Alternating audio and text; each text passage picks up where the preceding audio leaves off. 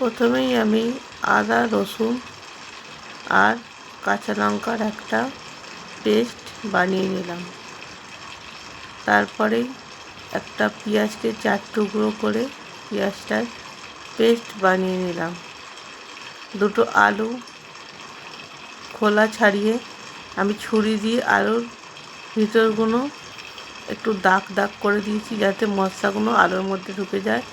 আর পেঁয়াজ কাট করে নিচ্ছি, একটা ছোট্ট দেখে মাঝারি পেঁয়াজ কুচিয়ে নিয়েছি। আর এই গ্লাসে 1 গ্লাস চাল নিচ্ছি। চালটা আমি ভিজিয়ে রাখছি আধা ঘন্টা। আর কি রান্না করছি টাইটেল দেখে থাম্বনেল দেখে অবশ্যই তোমরা জেনে গেছো। আমি অল্প একটু গরম দুধের মধ্যে কিছুটা পরিমাণে কেশর মিশিয়ে নিলাম। আর কিছুটা টক দই ফেটিয়ে এর মধ্যে কিছুটা মশলা নেব, অল্প একটু লবণ, অল্প একটু চিনি, একটু কাশ্মীরি লঙ্কা গুঁড়ো আর একটু সামান্য হলুদ গুঁড়ো। আর এই পেস্টটা আমি বানিয়ে নেবো। আর লাস্টে একটুখানি ধনে গুঁড়ো দিয়েছি, আমি কিন্তু জিরে গুঁড়ো ইউজ করিনি, শুধুমাত্র ধনে গুঁড়ো নিয়েছি। আর কিছুটা গোটা মশলা নিয়েছি, সাজিরে সামরিচ, গোলমরিচ, এলাচ, লবঙ্গ, দালচিনি আর তেজপাতা। দেখতেই পেলে সব জোগাড় কিন্তু আমি করে রেখে দিয়েছি। Hello guys, welcome back to my channel মনের ক্যানভাস বৃষ্টি লেখা। হ্যাঁ, চিকেন পোলাও বানাতে চলেছি, তার জন্য চিকেন রেডি। কড়াইয়ে আমি সরিষার তেল দিয়ে দিলাম, একবারেই তেলটা ইউজ করছি। আর এইটা সাদা তেলেই দেওয়া হচ্ছে। আমি কড়াইয়ে সাদা তেল দিয়ে দিলাম। আমি রান্নাটা পুরোটাই সাদা তেলে করব। সাদা তেলের ওপর আমি লবণ দিয়ে দিয়েছি আর চিকেনগুলো দিয়ে দিলাম। চিকেনগুলো হালকাভাবে ফ্রাই করে নেব। আর রান্নাটা অবশ্যই ট্রাই করবে। অনেকে অনেক রকমভাবে বানায়, আমি কিভাবে বানাচ্ছি সেটাই তোমরা দেখে নাও। আর খুবই অল্প মশলা দিয়ে কিন্তু এই রান্নাটা করেছি, আমার ঘরে থাকা উপকরণ দিয়েই করেছি। আর তোমরা এর মধ্যে কিন্তু অবশ্যই জয়িত্রীটা ইউজ করবে। জয়িত্রী চিকেনের মধ্যে জয়িত্রী ইউজ করলে দেখবে চিকেনে আলাদা রকম একটা ফ্লেভার আসে। আমার কাছে জয়িত্রীটা ছিল না বলে আমি ইউজ করতে পারি। তোমরা কিন্তু মাস্ট জয়িত্রীটা ইউজ করবেই। আর যদি পারো লাস্টে হালকা গরম করে ওটা গুঁড়ো করে লাস্টে জয়িত্রীটা ইউজ করবে। চিকেনটা ফ্রাই হয়ে গেছে, এবার আমি চিকেনটা তুলে নেব। এরপরে আমি দুটো আলুকে একটু ভালো করে ফ্রাই করে নেব, যাতে আলুটা পরে যেন সফট হয়। কেন কাঁচা আলু তো আবার গোটা কাট করিনি, তার জন্য আলুটা ভালো করে ফ্রাই করে নেব। নতুন বন্ধু পুরানো বন্ধু সকলকে অনেক অনেক ভালোবাসা। নতুন বন্ধুরা প্লিজ চ্যানেলটাকে সাবস্ক্রাইব করো। আর পুরানো বন্ধুরা তো অল টাইম পাশে ছিল, আর আছে, আর ভবিষ্যতেও থাকবে। এবারে আমি তেজপাতা, এলাচ, লবঙ্গ, দালচিনি, সাজিরে সামরিচ আর গোলমরিচগুলো দিয়ে দিলাম। দেওয়ার পরে হালকাভাবে গরম করে নেওয়ার পরে আমি এর মধ্যে পেঁয়াজ পেস্টটা আগে নেব। তোমরা পেঁয়াজ কুচোনোটা আগে ইউজ করো, কিন্তু আমি এখানে আগে পেঁয়াজ পেস্ট করাটা আমি আগে ইউজ করছি। তার কিছুক্ষণ পরে আমি পেঁয়াজ কুচোগুলো দেব।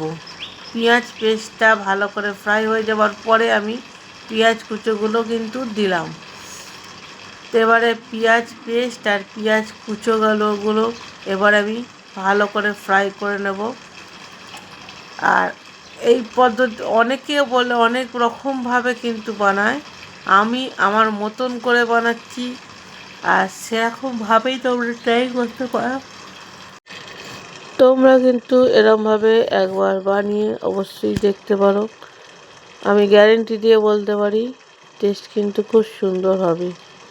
এই পর্যায়ে আমি আদা রসুন কাঁচা লঙ্কার পেস্টটা আমি দিয়ে দিলাম, কেন পেঁয়াজ পেস্ট ভালো করে না কষলে কিন্তু ক্ষতি হওয়ার সম্ভাবনা থাকে।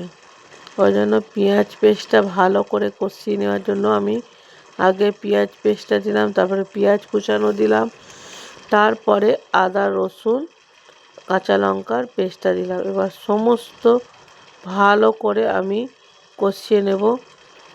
এবার আদা রসুনের পেস্টটা যেই বাটিতে করেছি সেই বাটিটা ধুয়ে কিছু পরিমাণে জল দিয়ে আমি আস্তে আস্তে পুরো মশলাটা আমি কষে নেব। এর মধ্যে আমি আর কোনো রকম কিন্তু মশলা ইউজ করছি না। আগেই তোমরা দেখেছো দইয়ের মধ্যেই আমি কাশ্মীরি লঙ্কা গুঁড়ো অল্প একটু আর হলুদ গুঁড়ো একটু পরিমাণ মতো লবণ আর একটু চিনি দিয়ে আর একটু ধনে গুঁড়ো দিয়ে মশলাটা আমি পেস্ট করে রেখেছিলাম। এই দইয়ের পেস্টটাই আমি আদা রসুনের মধ্যে দিয়ে দিলাম। এবার সমস্তটা আমি খুব ভালো করে আমি মিশিয়ে নেব একদম যতক্ষণ না তেল ছেড়ে আসছে।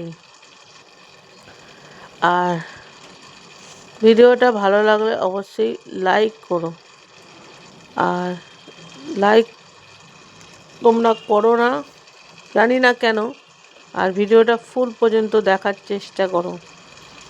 দেখতেই পাচ্ছ খুব সুন্দরভাবে কিন্তু কষানো হচ্ছে, আর পাশ থেকে দেখতেই পাচ্ছ তেল রিলিজ হয়ে গেছে, আর কালারটাও কিন্তু অসাধারণ এসেছে। এবার আমি ওই দইয়ের বাটিটা ধুয়েই আমি কিছুটা পরিমাণে জল দিয়ে দিলাম। এবার আবারও ভালো করে আমি কষিয়ে নেব। আর ভিডিওটাতে এই রান্নাটার মধ্যে কিন্তু কোনো রকমভাবে বেশি মশলা ইউজ করা হয়নি। আর চালটা ভেজানো ছিল অনেকক্ষণ ধরে, চালটা একটু বেশি পরিমাণে ভেজানো হয়ে গেছিলো। মানে যে যেরকম যেমন চাল, আমাদের এখানকার চালটা অতিরিক্ত ভেজানোর দরকার ছিল না, বাট আমি একটু বেশি পরিমাণে ভিজিয়ে রেখেছিলাম বুঝতে পারিনি বলে। তোমরা তোমাদের যেমন চাল অনুযায়ী তোমরা ভিজিয়ে রাখবে। এবার চালটার সঙ্গে আমি ভালো করে মশলাটাকে মিক্সড করে নেব, আর তারপরে আমি চিকেন আর আলুটা দেব। আর সিম্পলভাবে কম তেল মশলা দিয়ে চিকেন পোলাও জাস্ট অসাধারণ খেতে হয়েছিল। আমি বলবো সবাইকে একবার অন্তত ট্রাই করবে। আর আমার তো chicken all time favourite. Chicken মানে কি বলবো, চিকেন পেলে আর কিছুই চাই না। এবারে আমি আলু আর চিকেনগুলো দিয়ে দেব। চিকেনগুলো ফ্রাই করে নেওয়াই ভালো আগে থেকে। আর সব চিকেন আলু চাল সব একসাথে একদম হালকাভাবে মিশিয়ে নেব। বেশি চাপ দিলে কিন্তু চালগুলো ভেঙে যাওয়ার চান্স থাকবে। আর আমি এক গ্লাস জল নিয়েছিলাম, আর এক গ্লাস চাল নিয়েছিলাম আর ডবল জল নিলাম, 2 গ্লাস জল আমি গরম করে নিয়েছি। আর ওপর থেকে দেখতেই পেলে সেই কেশরের দুধটা দিলাম, যে দুধটা আমি রেখে দিয়েছিলাম। কেশর দুধটা দেওয়ার পরে ভালো করে মিক্স করে নিলাম। এরপরে আমি গরম জলটা দেবো। তোমরা অনেকেই জানো যতটা পরিমাণে চাল নেওয়া হবে তার দ্বিগুণ পরিমাণ জল নিতে হবে, অবশ্যই গরম জল। এবার আমি গরম জলটা দেব, দেওয়ার পরে কিছুক্ষণ হাই ফ্লেমে থাকবে, তারপরে আমি লো ফ্লেমে করে দেবো।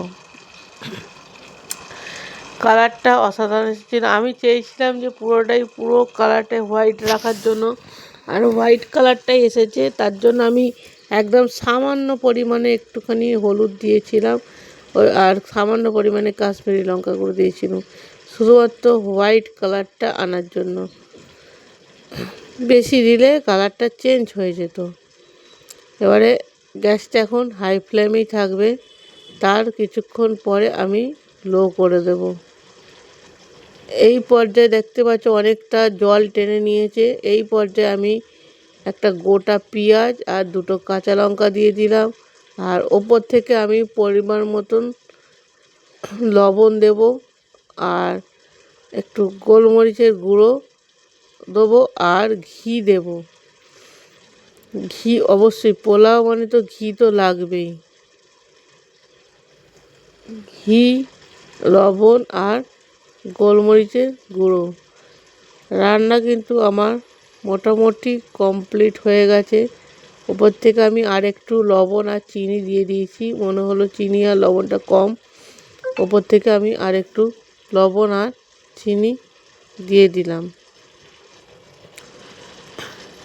দেখতেই পাচ্ছ বেশ কোয়ান্টিটি আমি গোলমরিচ গুঁড়ো দিয়ে দিলাম। গোলমরিচের ফ্লেভারটাতে কিন্তু আলাদা রকম ব্লাস্ট করে, মানে রাইসটা মুখে পড়লে যেন গোলমরিচের ফ্লেভারটাই যেন আসবে। টেস্ট অসাধারণ ছিল। আর অবশ্যই রিভিউ তো দেবই, মনে কেন বেশি লেখা তো রিভিউ থাকবেই। চলো সার্ভ করে নিই। আর তোমাদের বলেইছিলাম যে চাল বেশিক্ষণ চালটা ভিজিয়ে রাখবে না। আমার চালটা একটু বেশিক্ষণ ভেজানো হয়ে গেছে, আমি বুঝতে পারিনি। ঝরঝরে হয়েছে, বাট একটু জড়িয়ে গেছিলো। আর যদি ভিডিওটা ভালো লাগে অবশ্যই লাইক, কমেন্ট, সাবস্ক্রাইব করো। নতুন বন্ধু, পুরনো বন্ধু সকলকে অনেক অনেক ভালোবাসা। নতুন বন্ধুরা প্লিজ চ্যানেলটাকে সাবস্ক্রাইব করো। আর ভালো থেকো, সুস্থ থেকো, হাসি খুশি থেকো। আর খেতে কিন্তু জাস্ট অসাধারণ হয়েছিল। তোমরাও যদি চাও ট্রাই করতে পারো। আর ভিডিওটা ফুল ওয়াচ করো, আর একটা লাইক করে দেখো, লাইক করে ফুল ওয়াচ করার চেষ্টা করো। টাটা, বাই বাই, ভালো থেকো, সুস্থ থেকো, হাসি খুশি থেকো, মন চায় জিন্দেগি। টাটা।